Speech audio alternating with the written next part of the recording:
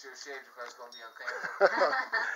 All right, this is Paul Roberts with Halo Paranormal Investigations, and I have with me my wife Deanna, Jackson Stinson, and we have Michael, who happens to be the occupant of this home. And Michael, what's your full name? Michael Lee Antonelli. Okay. And how long you've lived in this house? Let's see, we came in here when I was 5, so about 31 years. Okay. And I have Justin over here. Hey, Justin. Christina. And I have Bonnie. Hello. So the investigators are all ready, and we have 2 dogs over here named Charlie and Carlos. Okay. So, Michael, how long you've lived? I'm sorry. Oh, that's my mom. Yeah, Mom.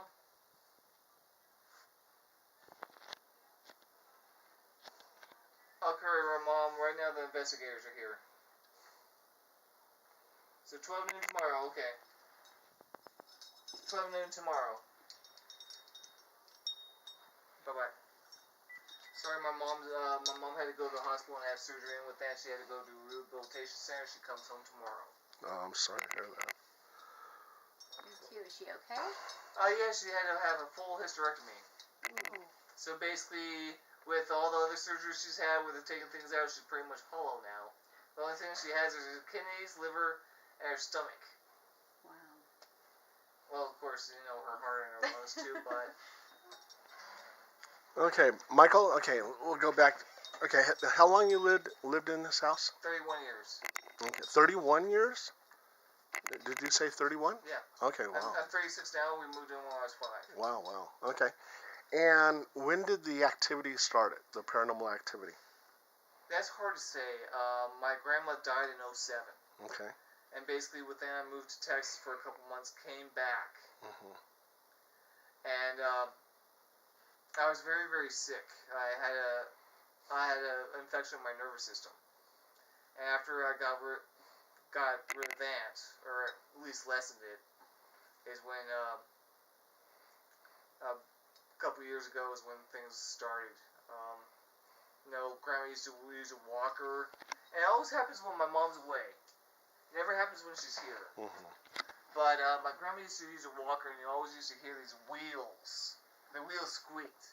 And one time I was asleep in bed, and I heard the wheels go right by my room, and I heard footsteps. I thought I was sleeping, and then I heard a knock on my mom's door. And my grandma always had a way of saying Julie's name, and she said it exactly like that. And so basically, at that point, I shot up, put on a pair of pants, came out, and I heard, as soon as I got up, I heard the wheels go right by my room again. So I opened up the door, looked out, and I heard the wheels then coming down this hallway. So I ran out here, looked, nothing, heard it going in my grandma's bedroom, or what used to be her bedroom, went in there. Now, what caught my attention first is that the door was open, because the door was always closed. And I went into her room, I saw the walker right in front of her chair, and I saw an indentation in the chair like somebody was sitting there. Mm-hmm. Now, the thing was, that really spooked me, because the walker was folded up in her closet. I know, because I did it myself. Mm-hmm. And even my mom will not go in there, because she says she doesn't feel comfortable in there either. One time I was in, my shower's out of order right now, so I was using hers, and I actually heard somebody say, Michael? Mm-hmm. Female voice, sounded exactly like my grandma. Mm-hmm. In fact, I actually just put my head out with soap suds in my hair, going, what? I actually said, Mom, is that you? And she didn't hear it. That's the only time that something happened while she was here. Let's say, the one thing that really spooked me happened about a year ago, and I heard something in Grandma's room. So I started walking, and as I was walking, I got with this more uneasy feeling like something was wrong. And I opened up the door, and I stepped 1 foot in, and with that the feeling hit me full force. I almost went down onto my knees. And with that, I felt something grabbed me around my arms, spin my arms out, and actually yanked me back out of the room so hard that I actually stumbled backwards and fell on my butt. I didn't feel any malice in that. And basically, my feet fell out of the threshold of the room, and with that bang, the door slammed. Now, personally, I think that was Grandma grabbing me because she didn't want me to end up toiling with whatever was in that room, else was in that room. And is this her old room? That was my grandma's old room where this happened. Okay. It seems that a lot of the stuff is confined to that area. I think whatever was in there, I think Grandma was fine, but now I think she's lost. A couple days ago, came out, I heard a bunch of pots and pans being moved out here. I thought somebody was in the house. I got my shotgun, came out, racked it. Loaded it.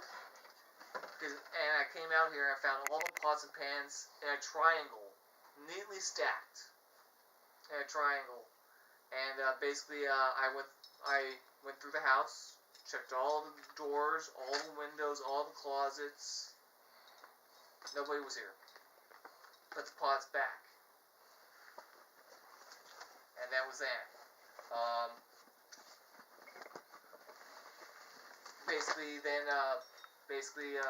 That same day, actually at night, my dogs were looking down the hallway, barking in an alarm bark, like they actually saw something that they were trying to warn me about.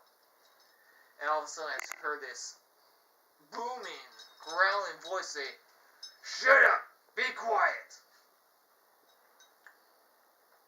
And with that, they actually stopped. That dog actually went and hid under the arm, and that dog, Charlie, actually went onto the couch and hid under the blanket. Hi. And you mentioned that you had soup thrown on you? Yes, that happened actually last night. I ordered some Chinese food, and I was eating some sweet and sour soup, and it was on actually the second to last bowl. And basically, I heated it up and I was eating it, and luckily I didn't heat it up too much. Because as I was eating it I had it braced against my stomach, chest, and go like that. Then when I pulled it away to go get a drink, like soda or something, all of a sudden I just felt this force going up under my hands and bang. Right over on my face, down my pants, on the front of my shirt. And the thing is, the dog's hit again. Now, Michael, why do you think there's a demon in the house? Just an uneasy feeling. Okay. And also the booming voice, and basically, just, me getting yanked out of that room really bugged me, and plus I've been having nightmares. And you had East Bay Paranormal over here, and what was their conclusion? Their conclusion is that they don't know if something's in here or not. If I want an investigation, I'm going to contact them, and basically they wanted me to give you their number in case they decide that they need more people here as far as backup or to coordinate. Okay. And we've worked with East Bay Paranormal several times, and we just, not too long ago, did the Vallejo Paranormal Conference, and they were sitting next to us. So I will be in touch with them. You said something about a person who was playing around with tarot cards for one night. That's my dad's wife. She's born on Halloween at 11:58 p.m. Okay. Near the witching hour. She's got a 98% accuracy with the tarot cards. Okay. But the thing is, she's never had them here. She can't even find them. But she's in the house when I was very, very young, and basically, she says that she's seen ghosts and stuff like that, but I don't think she had anything to do with this. I mean, if she did, it would have happened when I was younger. Now, do you feel like your life is being threatened by this demon? No, but I fear for my dogs, and now I'm starting to fear for the bird because he actually turned, he or she, whichever one, or it, actually turned the bird's cage 90 degrees once when I was asleep. Came up and found actually the opening to their cage facing towards the TV instead of out towards the front hallway. So the demon is basically centered on your animals right now. Actually, I think he's centered on me. I think he's using the animals to try to get to me. Okay. I don't think he was really trying to harm the bird because he's too small. Mm-hmm. But as far as the dogs that are always with me and what he's done to me, but my mom doesn't feel comfortable in that room. I only stay in long enough to take a shower. Okay. As far as being in the bathroom, I don't feel anything. It's just in that room, I get this eerie feeling. So you had just the one incident with the tarot cards, and No, she never used the tarot cards on me. she never used tarot. No. Okay. Anything with a Ouija board or anything like that? We used a Ouija board many years ago as a birthday present, but the thing is, we only used it once, and nothing happened. And in fact, I've been thinking about it, and I haven't even been able to find it because I was thinking about burning the damn thing just in case. Okay. And then you also too were telling us that Pleasanton is one of the most haunted cities in the United States. That brings bad luck if you burn it. Well, from what I've also researched, is that burning is the only way to make everything stop.